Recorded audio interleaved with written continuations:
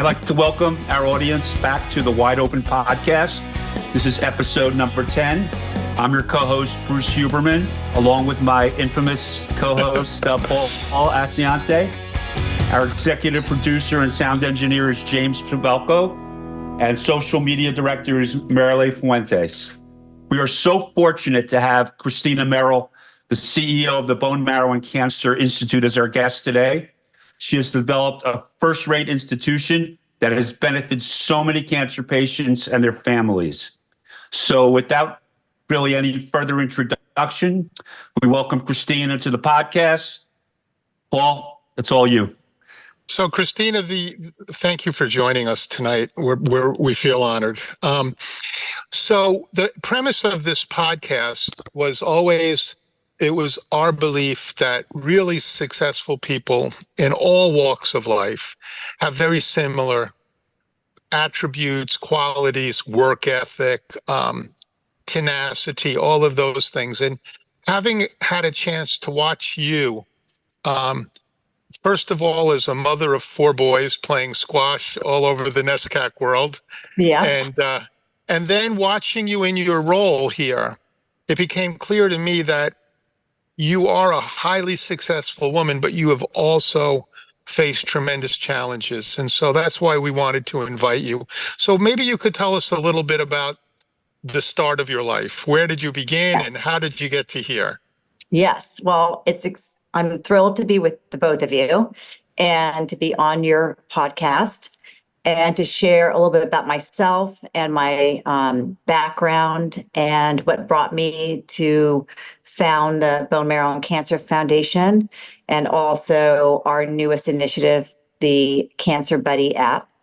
And to start, I was born in New York City, and then we moved to Honolulu. And so my father was a jazz musician and composer with a lot of the greats. He was with Tommy Dorsey and Benny Goodman back in the day. And wow. And Louis Armstrong was his dearest friend. And he played all over the world with big bands. And he also was in the Army in the war as an entertainer for the troops. And he became Bing Crosby's musical director. So very much of a musical background. And my mother loved animals and horses, and and also the ocean. So she moved us from New York City to Honolulu, and then from Honolulu to Santa Barbara. And I began riding horses, and ended up being homeschooled from 2nd grade on. And really the sport and the training and dedication to my equestrian life really took the main driving seat of me and my sisters. I have 3 sisters, and we all 3 out of the 4 rode horses. And we trained every day from 6 a.m. to 5 p.m. And I became a highly successful junior and translated that over to my children, to my sons with squash. My sisters would give me a terribly hard time saying, "You've taken our mother's equestrian lifestyle, and it's surprising that you haven't pulled your kids out of school yet, get them home tutored." But that's kind of, I was very driven with the sport, because I felt like that really gave me such discipline and drive and tenacity to get through hard times in life. How did you pick up squash for your kids? How did that evolve? Well, that is where I'm connected to Paul, because my boys I'm 5'3", and so my 4 sons unfortunately got a lot of my height. Even so, my former husband was about 6'1". They all kind of were on the smaller side. And my former husband wanted the boys to play hockey. So we would go, get them out of bed at 6 a.m. into a cold ice rink, and they were all pretty miserable with that. And so was I. And and my littlest one, Jamie, did not want to go at all. He just refused. And I started taking them to our club for squash, and my other boys picked up on it and they really started to like it. But my youngest did not like it. But we got this new coach at our club, and that was Paul's student and at Trinity, and his number one player, Sean Johnstone. And Sean just turned my boys' lives just into this happy place on the squash court and made it so joyful for them to play. And so my littlest one, who hated all sports, started loving squash. And we just started playing squash. And then, of course, my competitiveness came out. And before I knew it, we were on the junior circuit, and I wanted to have coaches for my kids. And I was trying to teach them the best nutritional, habits, and go to bed early and up early, and, trying to really instill very good habits with their squash, just like I did with my equestrian. I think there's probably very similar. Sorry, Paul. Yeah. I think the discipline and it comes through as they become adults and they grow. I think the squash provides them. It's a place they go. They forget about everything else. They play, and it's enjoy if they enjoy it. But the life skills, I think, are huge, and it's probably very similar to equestrian. And I think I could understand that. It is also because when you're a junior, you're in individual sport. It's individual competition. It's not team, just like with riding. And so I felt like that was very, similar to my upbringing with the riding. And I used to always tell my kids, you can just 30 seconds, or, you can push as hard as you can for 30 seconds, when they were like at a really hard point, in a match. And that's how I used to feel with my riding. I just would really dig deep to get through it.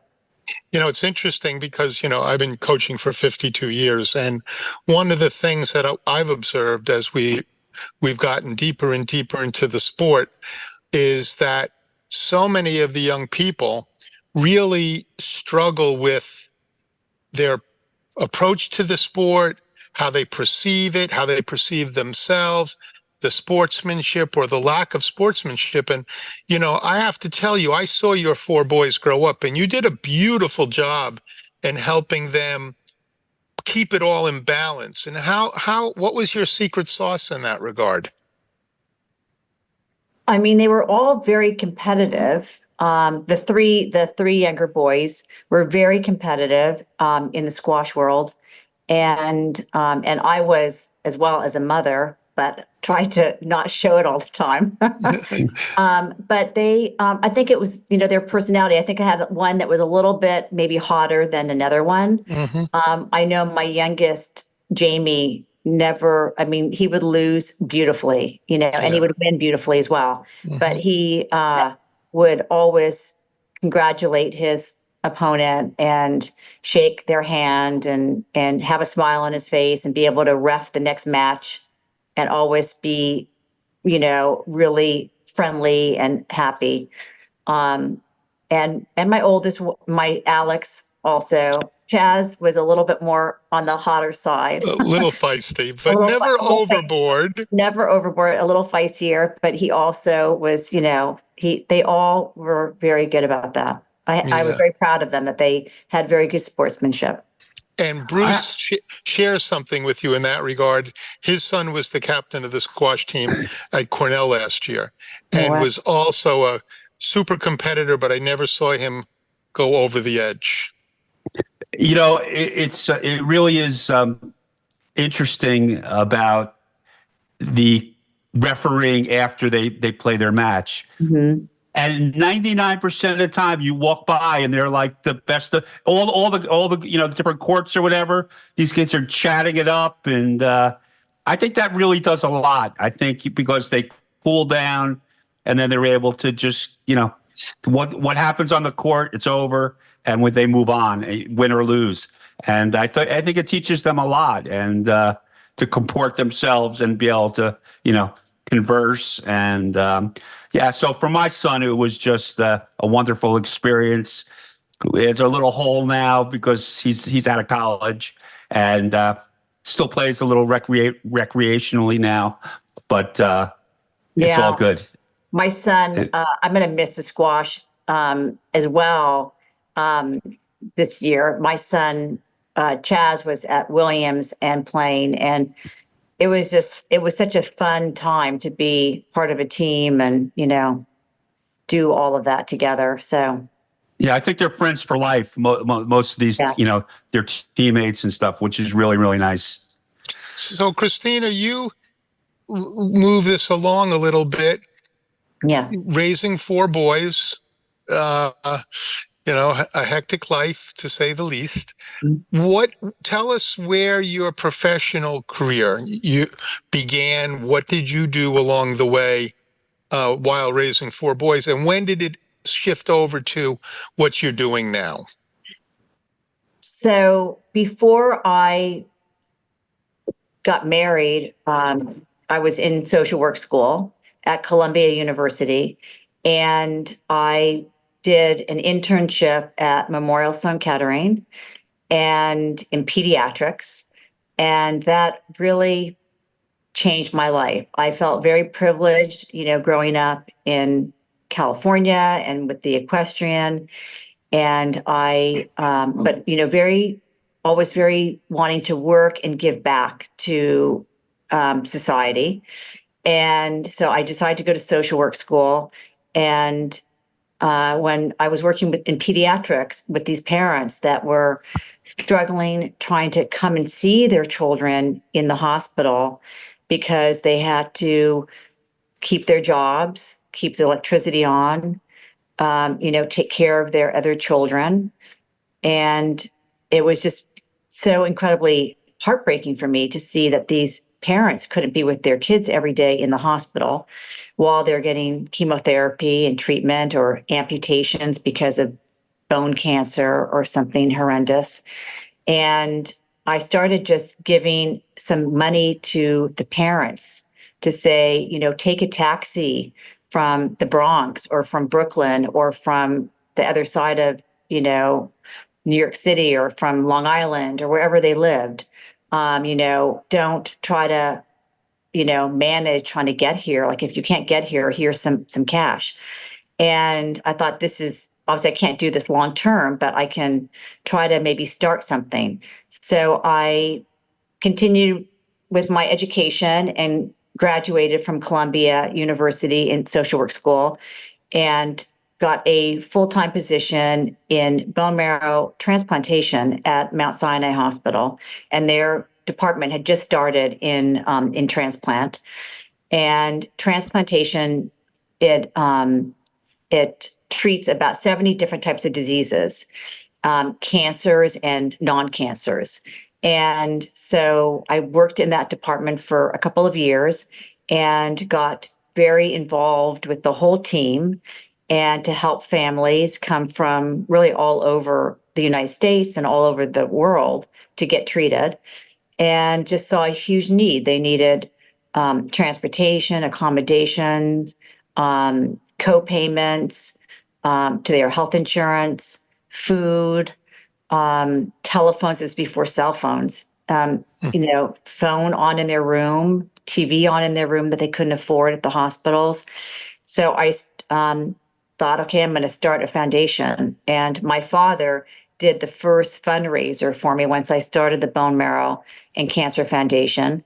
And that was the first kind of seed money that I did. And I started giving small grants to patients in the New York City area at these hospitals. And then we grew from there. But what year was that? Sorry to interrupt you. 1992. January of 1992, I started the foundation.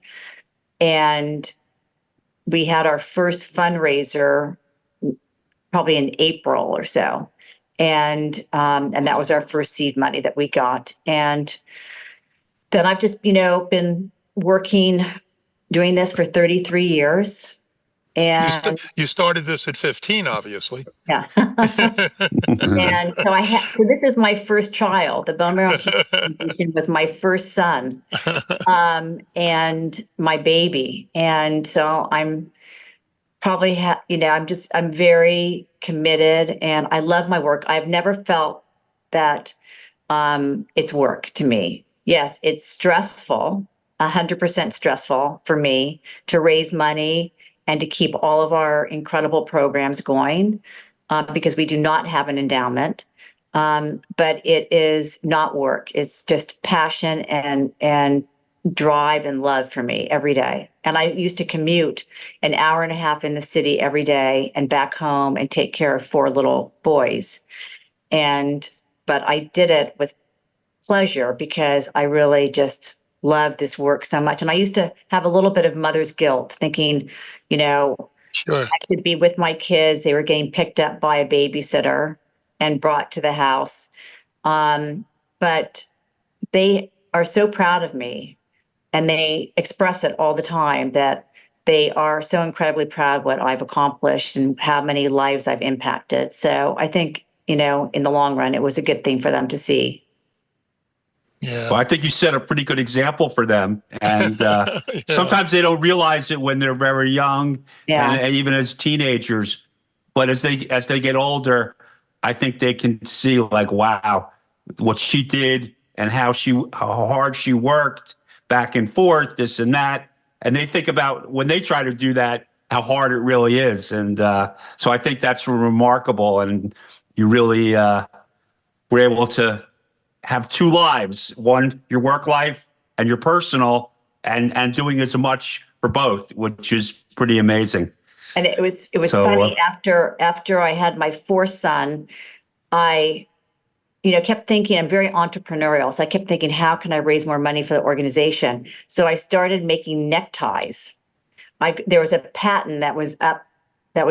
And so I got this patent for neckties. It was a zipper necktie for boys. So they could just zipper the knot up and down.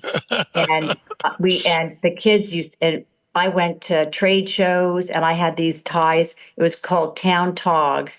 And 25% went to the Bone Marrow Cancer Foundation from the tie sales. And I had them, they were being sold in boutiques across the country. So we had a whole line of neckties. And so the boys always had so much fun because we would go to church or at school. All the boys would be wearing our neckties. That's great. That's hysterical. That was fun for a while until I got too tired to do it. To be in the retail business, that was hard. So we've seen in this world, obviously I've been very involved in fundraising for Trinity College and also for US Squash. And you've been pounding the pavement since 1992. How have things changed in terms of the challenges?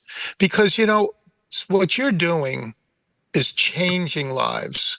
And, and not just, I was recently in India and I met a man who just had a wedding for his son, which, the billions of dollars that were spent on that wedding. And I'm thinking, there's so many other things you could be doing with that money. How different is it today than it was in 1992? Yes, well, I feel that with the organization, I've created all these different programs and I've matured. I think to myself, I wish I was 30 again. But my work now is even deeper for me because of my age and my experience and what I've seen and witnessed. But it's changed in that, it's fundraising is very difficult and there's a lot of charities out there and people have their causes that they are committed to and give to every year. And I find it's definitely, challenging for us being a smaller size organization. And, we don't have any bricks and mortar that people are, paying for a building that has their name on it and so forth. So that part is challenging for us. But we have these great programs. And so really we get funding for our programs from foundations or pharmaceutical companies, different, the advocacy areas of pharma companies that want to help, push different programs forward that are really making a significant difference in the cancer community. But it's definitely challenging fundraising. And this year, for some reason, has been especially challenging, I guess, because of the political turmoil that we're all experiencing. So things are unsettled for folks. But every year it's like our fundraising we're very event heavy, but we count on our events to help. We've given out about 12 million in financial grants over the years and to families. And so our events really fund that. And so without these events, that money is a huge loss for us to give to individuals. Our programs are still doing well in terms of we're still getting, grants to pay for, navigation or for our clinical care counseling mental health program, or Cancer Buddy, things like that, our peer support program app that we have. So that is not as challenging getting those funds as it is to get funds for just financial assistance programs for patients. And that's that's a huge need. There's so many areas. I'm sorry. So in terms of the patients, could try to explain to our audience the mechanism, how they find you and how, they're referred from a physician, so how does that work? So after 33 years, we're pretty well known in all the cancer centers around the United States to social workers and nurses and physicians. And so we have our applications at all the hospitals, or now a lot of it is on our website. So we have just online portals for application process. And so we from the nurses and the doctors and social workers, they just refer patients to us, or they fill out the application process. If the professional has to fill it out, then they fill it out and submit the applications, or the patients find us and submit their, they sign up for different programs from us. So we have many more patients and we have funding. So it's very painful process. Our team has to, go through all the different, especially for the financial program, we have to weed through thousands of applications every month to say who is going to get it. Is it going to be somebody that has an income of $5,000 a month, or is it going to be that person that has an income of $2,500 a month? I mean, we're talking people that are really in desperate shape, and they are. And we also sadly, help families pay for burials and things like that they, when they've lost a loved one and they can't afford to bury them. So they have some closure there. We help families fly in if they, sadly, if they know that their loved one is going to be passing, we help bring them in from around wherever they are, the different family members. We help fly them in. We help pay for housing. We got a great grant from Airbnb a few years ago, and I wish we could get that same kind of funding again, and we haven't. Pre-COVID, we had housing money. We had about $1.5 million for housing, so we were able to house families near state-of-the-art treatment facilities. But patients come to us, and they hear about our programs and sign up. But how do you decide what criterion? I mean, first of all of this is heart-wrenching. I mean, it's amazing to me that you can stay positive. I mean, obviously the people you're helping, I mean, you've given them life, but it's got to be heart-wrenching to see the ones that don't make it to the other side. But how do you, as you're culling through all of these applications, what criterion do you use to decide, well, we're going to help this person, but maybe not that person? we really have to it comes down to, the whole psychosocial piece, how many are in the family, Right. What their income is, what kind of social services are they receiving, and health insurance and all, just looking at the whole family unit and Mhm. thinking what kind of support they have. And then we decide, but that is a lengthy process. So it takes a bit of, focus to really go through all these applications that we do for the financial assistance program. But we have Sorry, we have this continue. other financial assistance program that's kind of like a GoFundMe that's amazing, that patients can just upload their own photographs and tell their story on our platform, and they can go out and do their own fundraising. And then that money is 100% theirs. And that's what we did for Sean Johnstone, the squash player at Trinity College, is that we raised this money on that platform for him. And he, as he had stage 4 pancreatic cancer, and he's still now, back in treatment again, and has still funds in that, in that fund for himself, money in that fund that people raise, and we manage it. So it's there for him for now going through more treatment. But it's, that's a great program that is a little bit easier to fund.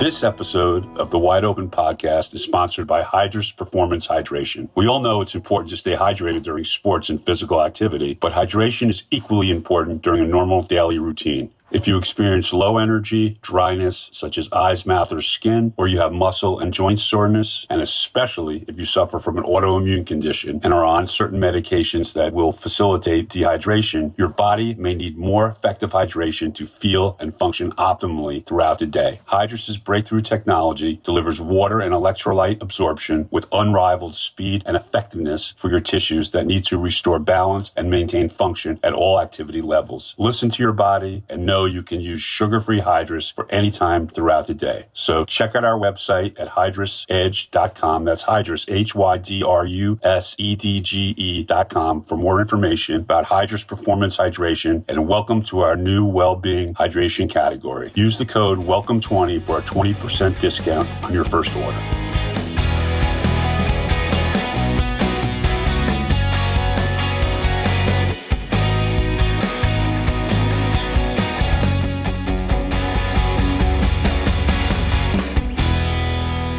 Can you explain the two programs that I'm interested in right now, the Cancer Buddy program, and then secondarily the Be the Match? Can you explain what that's all about to us? Well, Cancer Buddy is an app, and it's in iOS and Android. And it came to me because we had a peer support program at the organization for 20 years where we manually matched on our website. We had a portal where we manually matched patients together, or caregivers together, or survivors together, or a survivor with a newly diagnosed patient, so they could get that peer support. And when their lives are turned upside down, they can see kind of the light at the end of the tunnel if they know somebody that's already been through it. So we had that program for a very long time, and COVID hit, and all of our patients were feeling so isolated. They weren't even going to their doctors for regular visits, and treatment was paused. And I mean, as we all know, our life as we knew it was turned upside down. And for the first time, I think everybody that did not have cancer felt that, isolation piece. But cancer patients feel that a lot of the time when they can't be exposed to anybody because their immune systems are compromised and so forth. So we did so much work during that year of COVID, and after 2021 as well, and getting patients for mental health support and all of that, because it really was needed.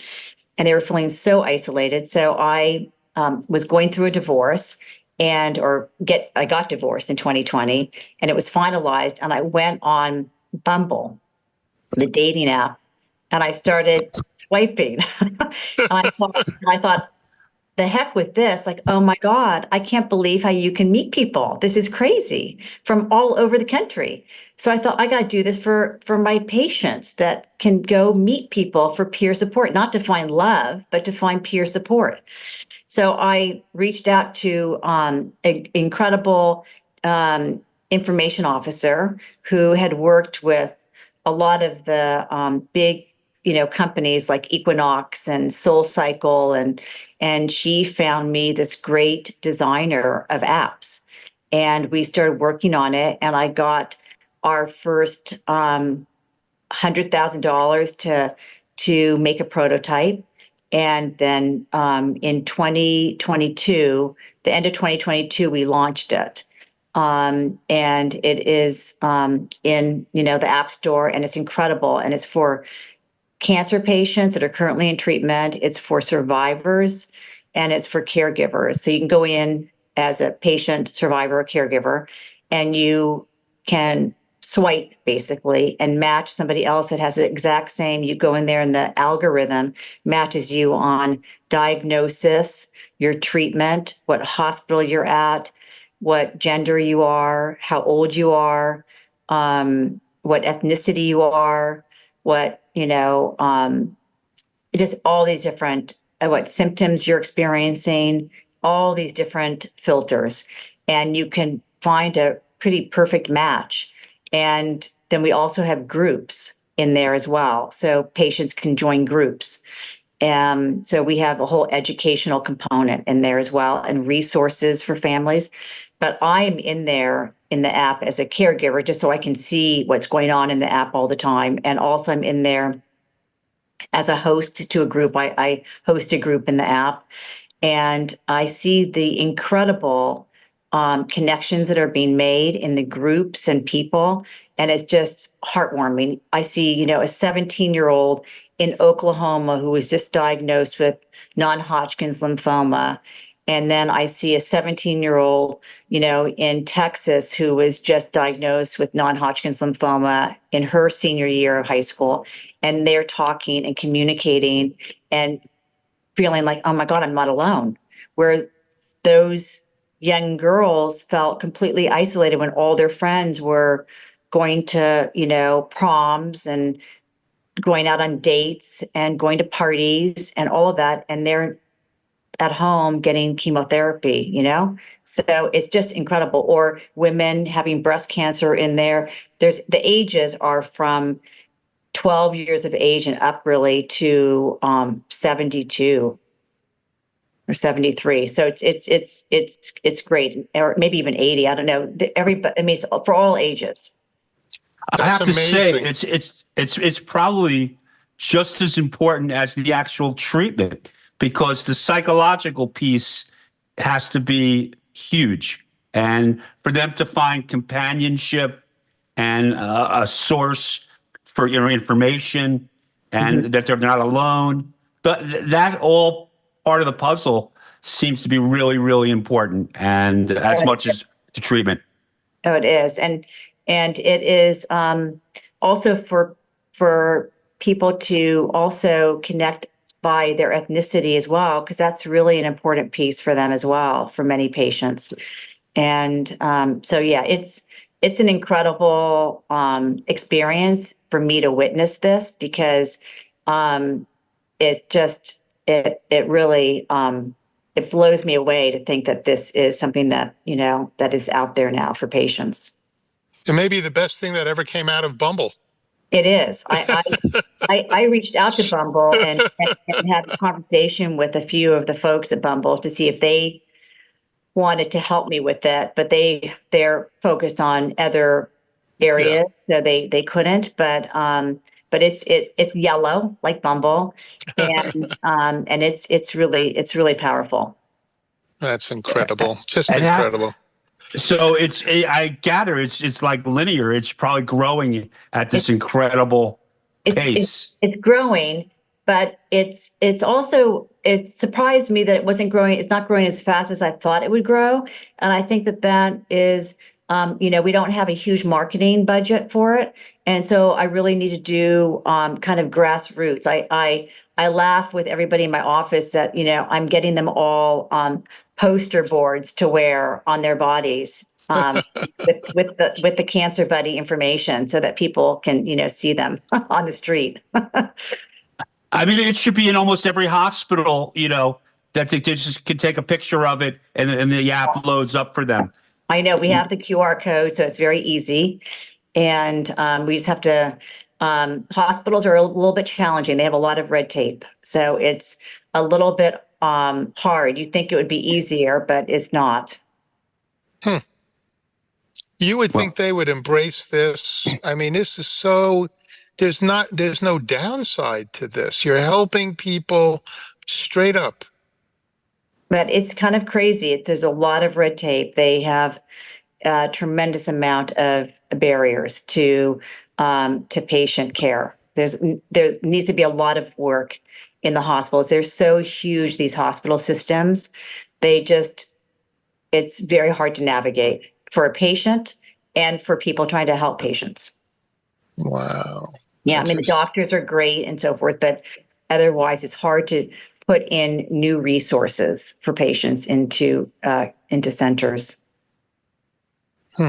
Yeah. In terms of the transplantation and stuff like that, could you discuss? I mean, like they come in, they're accepted to the program, and now they're going to undergo treatment. So, could you just walk us through a typical patient, having been diagnosed, gets referred to you, and then sort of step by step what happens? So when patients get referred to us, we help try to navigate them, into the hospital system to find the best specialist for them, because there's a lot of hospitals, and so we try to, encourage people to get, at least two opinions. But many patients are, it's in crisis. They're all, in crisis situation.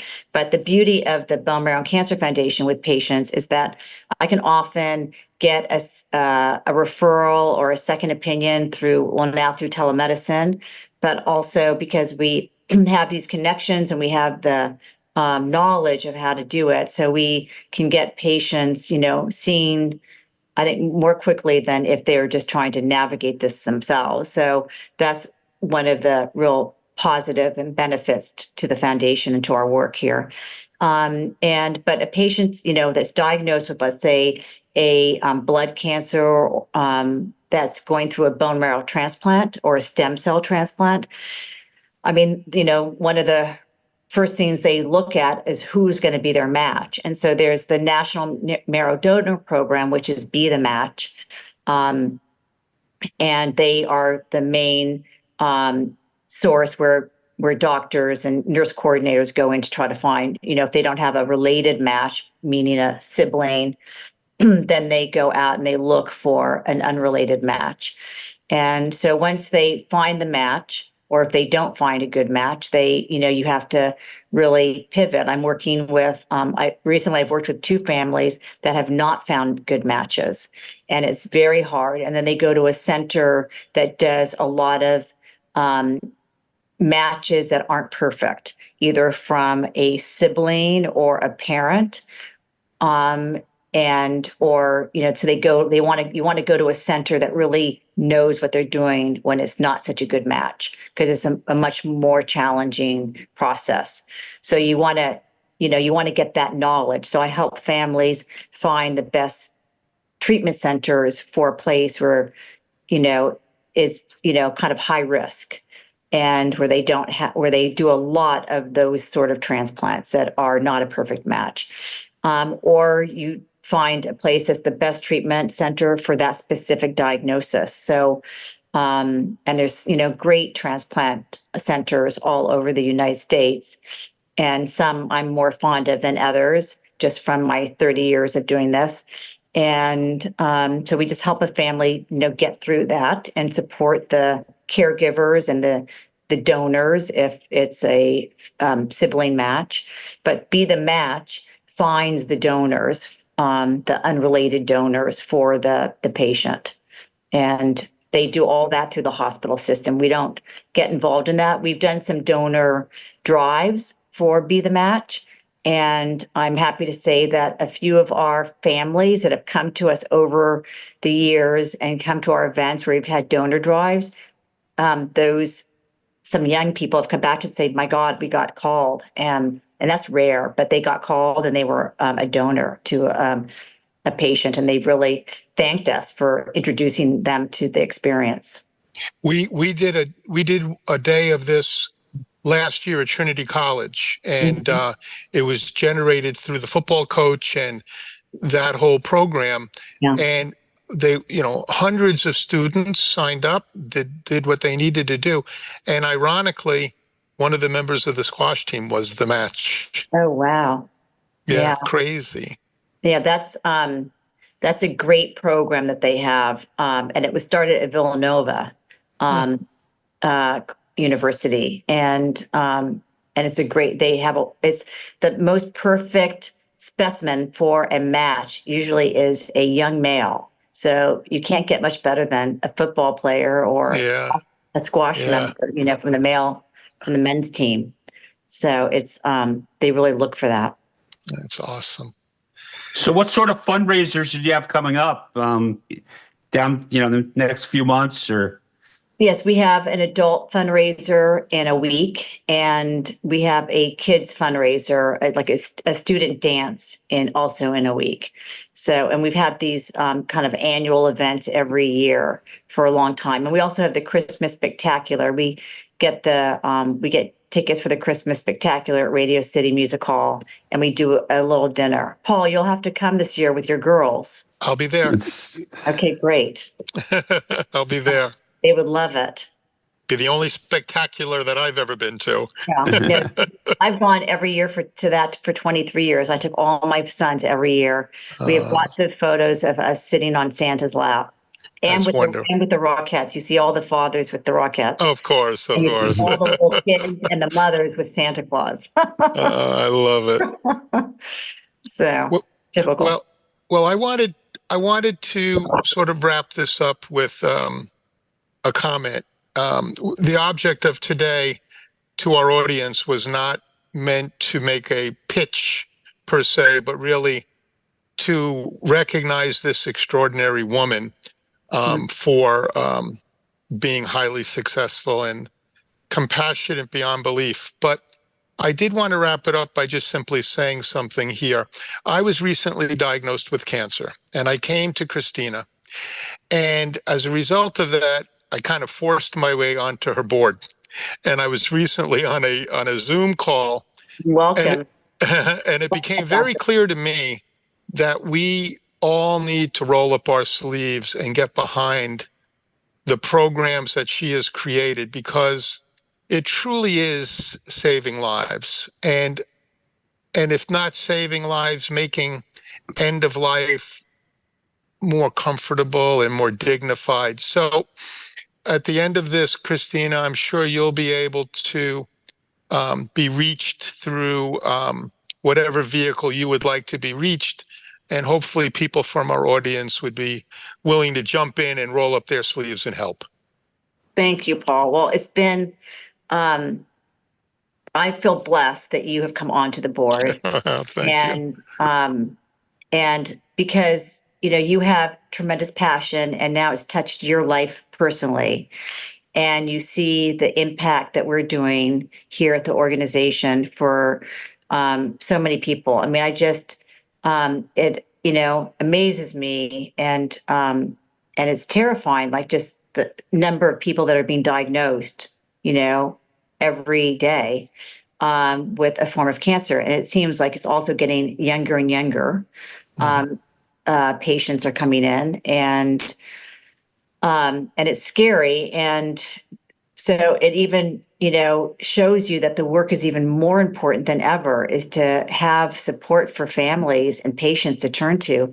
And especially when you're young, when you're 27, 26, I mean, you have no idea how to navigate the situation. You barely can pay your phone bill on time, like now you're having to find a specialist that's going to save your life.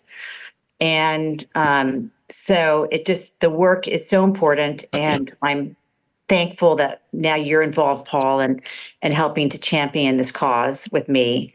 And if anybody's interested, they can go just to bonemarrow.org and donate. We have a donate button there, and also to learn more about our programs, or they can reach out to me personally at the foundation, at the Bone Marrow Cancer Foundation, and speak to me about our programs and what we're doing here, because it really is significant and impactful, and for people facing cancer. Well, I'm an oral surgeon, so I do see that, come through my office, cancer patients, and it's been, I've watched the treatments have really skyrocketed in terms of post-cancer surgery, post-chemo, and the type of work we're doing after jaw resections and reconstructing and then placing implants and giving the ability for them to, nutrition. I mean, the puzzle is so big and there's so much to do. And first of all, I didn't realize that Paul was on the board, which is fantastic. I mean, his network is incredible. A new board member just from a couple of weeks ago. But I feel like it's been a lifetime, Paul. Yeah, I have that effect on people. Every week feels like a year. It feels like it's a lifetime just because we worked together to raise money for Sean. Yeah, no, it was. And so I feel like we go back, we have that, that relationship from that time. And so I feel like it's natural. It's a natural progression of where it should be. For sure.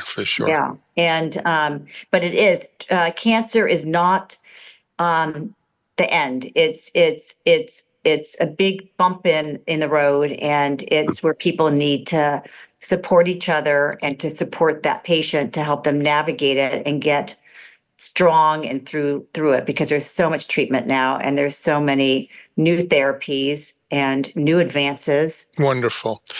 Yeah. So, I have to say this was very informative, and actually I'm quite motivated right now, and I'd love to, be a part in some way if I can.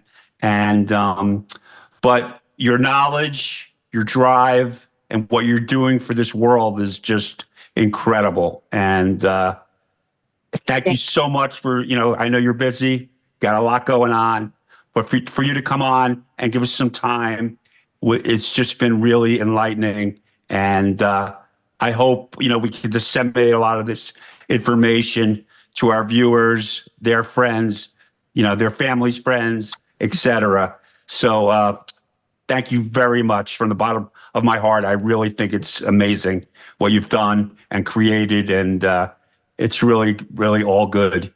And I know there's frustrating times and whatever, but on the whole, you've done a yeoman's job, and it's great. And keep up the good work, and we're happy to support you. Thank Paul, congratulations. I think it's a great organization, and I'm very happy that you'll be a part of it. Thank you. And I'm sure very helpful. Well, we're gonna try. Yep. Thank you both for hearing about the organization and your support. It means a tremendous amount to me. This is my, my fifth child. Christina, I wanted to tell you a very quick story before we hang up. When I was coaching at West Point, you would appreciate this, Bruce. All coaches have responsibilities once a semester.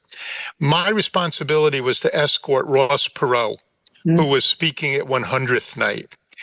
And Ross Perot got up, and by the end of the night, he had the cadets standing on the tables chanting USA. But this is how I'm going to help Christina. He said, okay, men, when I was a young man, I wanted to be a pearl. A pearl is beautiful and valuable. It's something to behold. Look at me. There's nothing beautiful about me. So I decided that I would become the muscle that makes the pearl. And he said, again, look at me, I'm 5'2", I weigh 120 pounds. So I've committed my life to this principle. I want to be the grain of sand that irritates the muscle to make the pearl. That's very good. That's what I want to do for you. Okay, good. I need some sand. I like sand. Okay, I know. Thanks, guys. Thank you so very much, Bruce. Rock on, baby. Thank you both. All right. Thank Christina, you. it was very nice meeting you. Nice meeting Have you. a great evening. Okay, Good night, everyone. Good night. Thank you. Good night. Bye.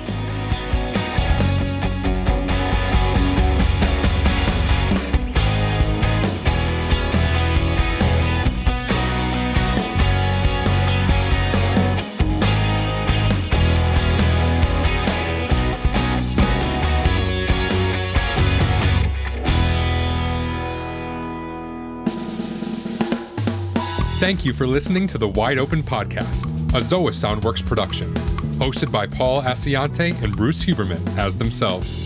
The show is produced and engineered by James Babalco. Theme song and incidental music created by Zoa Soundworks, LLC, in collaboration with Marco Guarino. Have a question, suggestion, or just want to say hello? Send us an email through our contact page at zoasoundworks.com.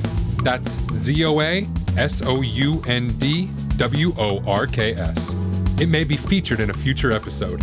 You can rate and review us on Apple Podcasts. While you're at it, go ahead and subscribe to the Wide Open Podcast. We upload a new episode every month. Look for us on Apple Podcasts, Spotify, or wherever else you find your podcasts.